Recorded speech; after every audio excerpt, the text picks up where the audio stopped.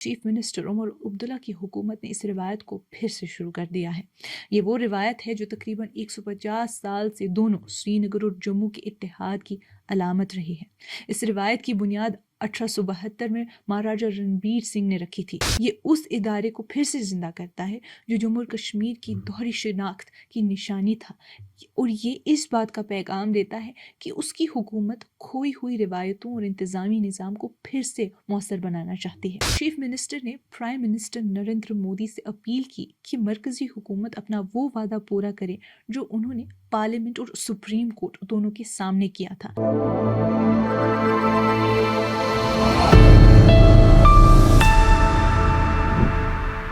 ये कश्मीर रिपोर्ट है। आप सब नाजरीन का खुशामदीद। मैं हूं आपकी मेज़बान उमायमा ऋषि।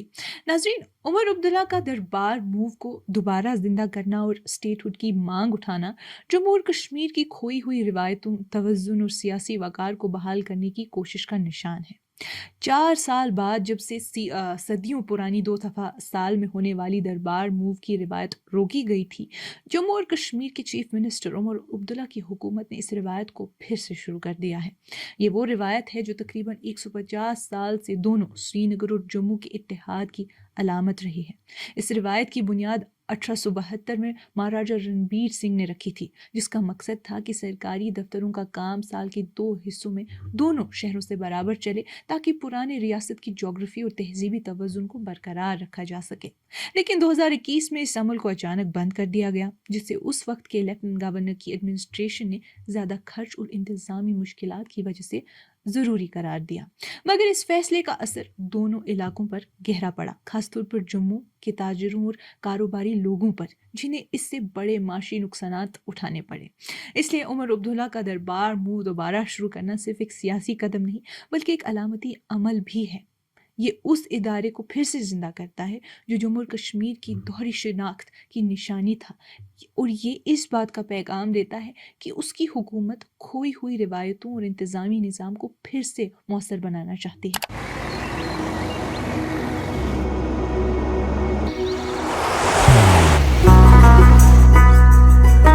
मोहब्बत वही जो दिल से हो, इबादत वही जो दिल से हो,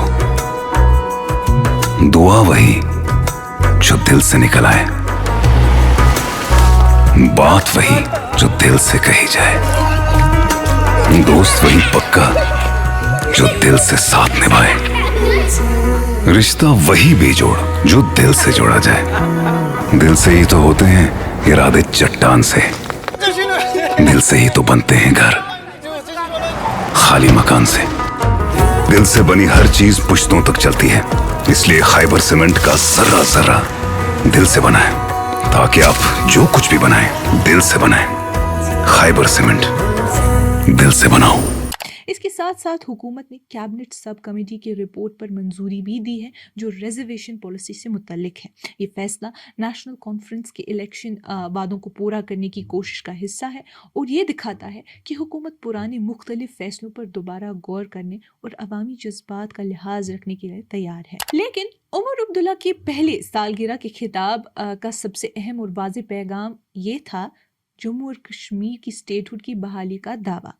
अपने अब तक के सबसे साफ और बेबाक बयान में चीफ मिनिस्टर ने प्राइम मिनिस्टर नरेंद्र मोदी से अपील की कि मरकजी हुकूमत अपना वो वादा पूरा करे जो उन्होंने पार्लियामेंट और सुप्रीम कोर्ट दोनों के सामने किया था, यानी जम्मू और कश्मीर को पूरी स्टेटहुड वापस देने का। उन्होंने याद दिलाया कि बीजेपी ने खुद कभी कहा था कि डीलिमिटेशन, इलेक्शन और फिर स्टेटहुड एक 3 मरहलाती अमल होगा। आज जब पहले 2 मराहिल डीलिमिटेशन और इलेक्शन मुकम्मल हो चुके हैं, तो तीसरा कदम अपने आप में लाजमी लगता है। चीफ मिनिस्टर का लहजा टकराव वाला नहीं था, मगर उसमें एक नुक्ताचीनी और समझदारी थी।